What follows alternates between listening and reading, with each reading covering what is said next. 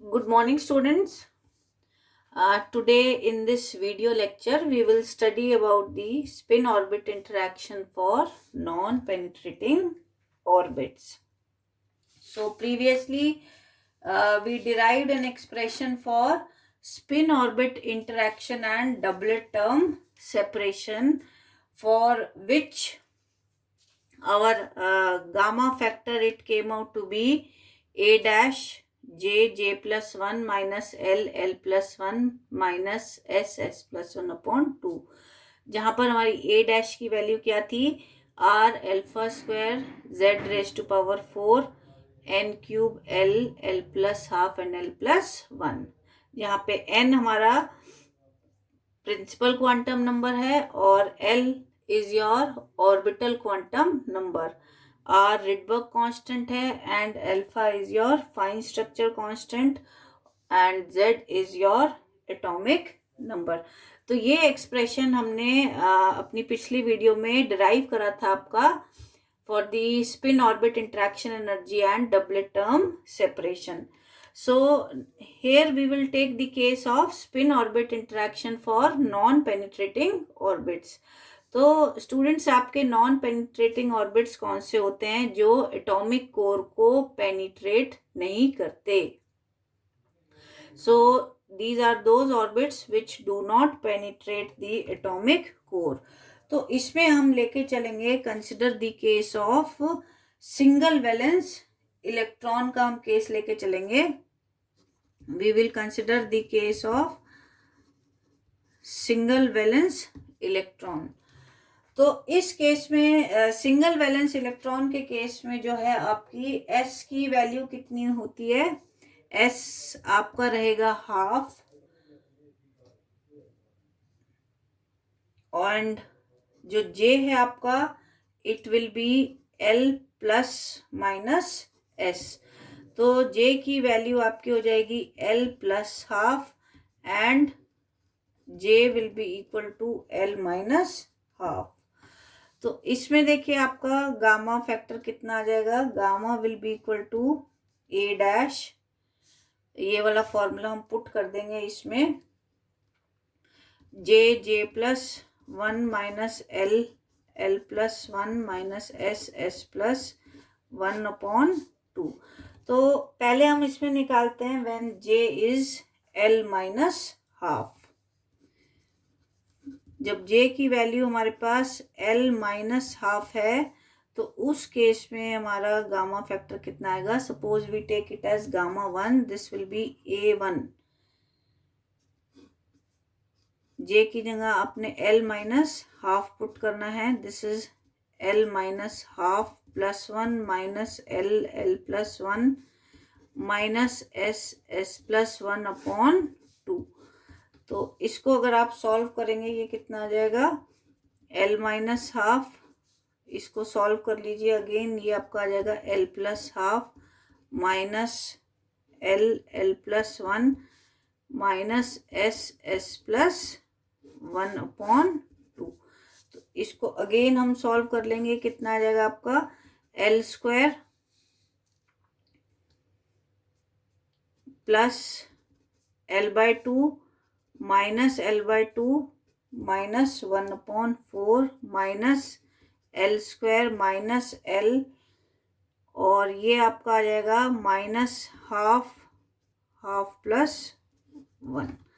तो इसमें देखिए ये अपॉन 2, l स्क्वायर से l स्क्वायर कैंसिल हो जाएगा, प्लस l बाय 2 से माइनस l बाय 2 कैंसिल हो गया, और ये आपका आ जाएगा 3 बाय 2 इंटू 1 बाय 2, ये आपका आ जाएगा 3 बाय 4 आ जाएगा. इसको अगर आप सॉल्व करेंगे it will be 3 by 4. So minus 3 by 4 and minus 1 by 4, इसको अगर सॉल्व करते हैं आप तो ये कितना एक्सप्रेशन कितना आ जाएगा?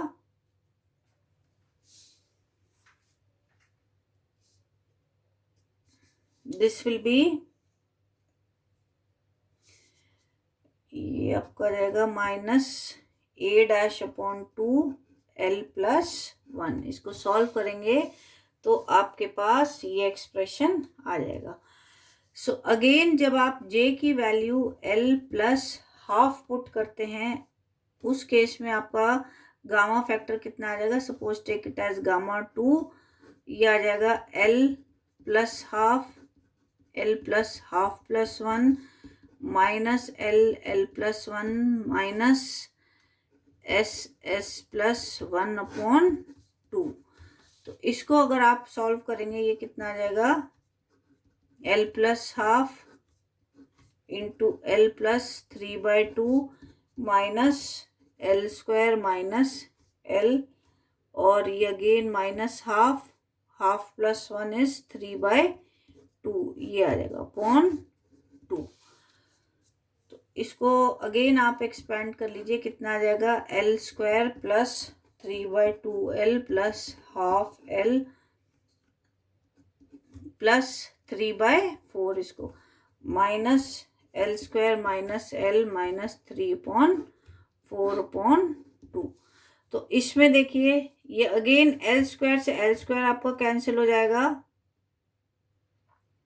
और इस एक्सप्रेशन को जब आप ये 3/4 से 3/4 कैंसिल हो जाएगा, so you are left with 3/2L 1/2L and minus L। इसको जब आप सॉल्व करेंगे तो आपके पास आ जाएगा A-L/2, ये एक्सप्रेशन आपके पास आ जाएगा। तो इन दोनों का जो डिफरेंस है वो आपके पास कितना आएगा, इन दोनों का डिफरेंस कितना आ जाएगा, subtracting gamma 1 from gamma 2, we will get doublet term separation।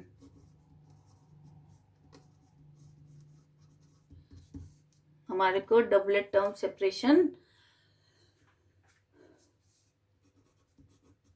So delta gamma आ जाएगा आपका gamma 1 minus gamma 2, and this is equal to A-L/2 plus A-L plus 1/2। तो ये एक्सप्रेशन आ जाएगा आपका A-L प्लस हाफ आ जाएगा, इसको जब आप सॉल्व करेंगे। तो इसमें हम A' की वैल्यू सब्स्टिट्यूट कर देंगे, वो हमारे पास कितनी थी, R अल्फा स्क्वायर Z की power 4 N cube L plus half and L plus 1, और ये कितनी है आपके पास, L प्लस हाफ। तो L प्लस हाफ से L प्लस हाफ आपका कैंसिल हो जाएगा, तो ये आपकी कितनी आ गई, this is R alpha square Z4 N cube L plus 1। तो इसमें अगर आप वैल्यूज को सब्स्टिट्यूट करते हैं, where R is equal to 109,737 centimetre inverse, और जो फाइन स्ट्रक्चर कांस्टेंट है इट्स वैल्यू इज 5.3 इंटू 10⁻⁻5। तो जो हमारे पास डेल्टा गामा है इसकी वैल्यू आ जाएगी 5.82 Z⁻⁴ N cube L plus 1। तो ये वैल्यू हमारे पास आ जाएगी for your non penetrating orbit. अगर हम न्यूक्लियस का स्क्रीनिंग इफेक्ट भी कंसिडर करते हैं, if we consider the screening of nucleus by the core electrons, तो उस केस में जो डबलेट टर्म सेपरेशन है वो कितनी आ जाएगी, it will be equal to 5.82 Z minus sigma की raise to power 4 N cube L plus 1, ये आ जाएगा आपके पास एक्सप्रेशन।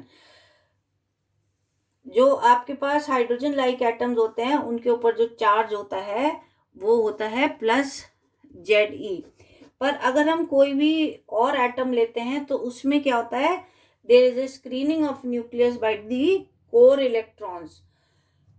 तो उस केस में जो आपका फाइन स्ट्रक्चर डबलेट है वो इतना हो जाता है। Screening of electron by the core electrons का क्या मतलब है, सपोज ये आपका न्यूक्लियस हो गया, फिर आप K शेल लेते हैं तो इसमें आपके 2 इलेक्ट्रॉन्स हो जाएंगे।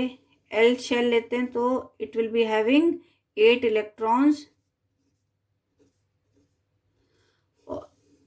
And if you are taking M shell, suppose there is only 1 electron in the M shell. तो ये जो आपके पास कोर, एटॉमिक कोर के जो इलेक्ट्रॉन्स हैं वो इसके ऊपर एक स्क्रीनिंग इफेक्ट आपका अप्लाई करेंगे। This will experience less force of attraction from the nucleus. तो वो स्क्रीनिंग इफेक्ट आप इसमें से जेड में से आप माइनस करेंगे। अगर ये कोर इलेक्ट्रॉन्स ना होते तो ये आपका जो फोर्स एक्सपीरियंस करता वो आपका ज्यादा रहता।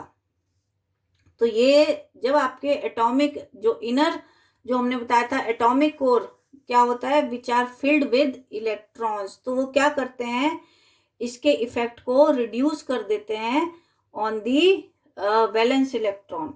तो वो अब इस केस में आपका एक्सप्रेशन कितना आ जाएगा, z minus sigma raise to power 4 n cube L L plus 1, where sigma क्या चीज हो जाएगी आपकी, सिग्मा जो है आपका this is your screening constant, ये आपका स्क्रीनिंग कांस्टेंट हो जाएगा।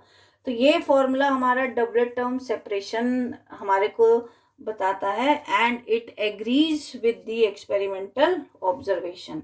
तो ये जो डबलेट टर्म सेपरेशन है it increases with an increase in the atomic number Z और डिक्रीज करेगी जैसे जैसे आपका प्रिंसिपल क्वांटम नंबर आपका इंक्रीज होता रहेगा, या हम ये कह दें कि हम as we will start moving towards the higher member of the given series, उस केस में हमारा ये जो डबलेट टर्म सेपरेशन है वो हमारी डिक्रीज होती रहेगी। और कैसे डिक्रीज करेगा, इट विल ऑल्सो डिक्रीज जैसे जैसे हमारा ये ऑर्बिटल क्वांटम नंबर इंक्रीज करेगा, जैसे जैसे हम पी डी और एफ सीरीज की तरफ बढ़ेंगे तो ये हमारा टर्म सेपरेशन भी आपकी डिक्रीज करेगी। ये आपने उसमें भी पढ़ा था जब हमने हाइपोथेटिकल सेंटर से निकाला था, तो उस केस में क्या था आपका, पी के केस में ये जो सेपरेशन है ये आपको सबसे ज्यादा था, फिर डी के केस में ये और कम हो गया था, और एफ के केस में ये आपका और कम हो गया था। तो जैसे जैसे आप पी से डी और डी से एफ में जाएंगे ये डबलेट टर्म सेपरेशन भी आपकी डिक्रीज होती चली जाएगी and it is 0 for S energy state. तो एस एनर्जी स्टेट के लिए ये आपकी 0 रहेगी। So this was about the spin orbit interaction for your non-penetrating orbit.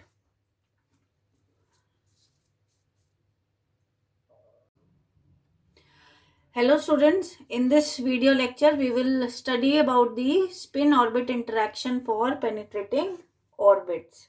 So penetrating orbits are those orbits which penetrate your atomic core. तो इसमें हमने अपने पिछले वीडियो लेक्चर में देखा था कि जो डबलेट टर्म सेपरेशन के लिए हमारा एक्सप्रेशन आ रहा है फॉर नॉन पेनिट्रेटिंग ऑर्बिट वो हमारा ये आता है। तो इसी इक्वेशन को हम पेनिट्रेटिंग ऑर्बिट के लिए अप्लाई करेंगे by considering the outer and inner part of the elliptical orbit separately. तो इसके लिए हम आपको एक्सप्रेशन लिख सकते हैं गामा टी नॉट, ये आउटर के लिए आ जाएगा, ये हमारा कितना हो जाएगा R alpha square Z raise to power 4 N 0 cube L L plus 1, take it as equation number 1। इसी तरह से इनर के लिए हमारे पास क्या आ जाएगा R alpha square Z I 4 N I cube L L plus 1, take it as equation number 2। तो एक्चुअल ऑर्बिट के लिए हम क्या देखते हैं कि आपके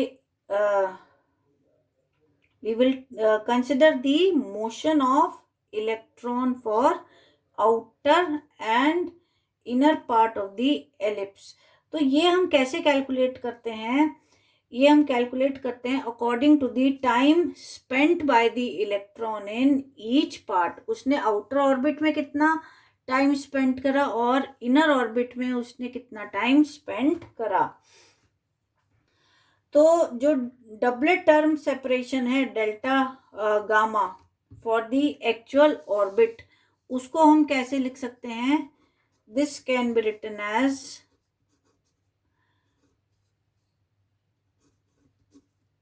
delta gamma T0 T0 upon T plus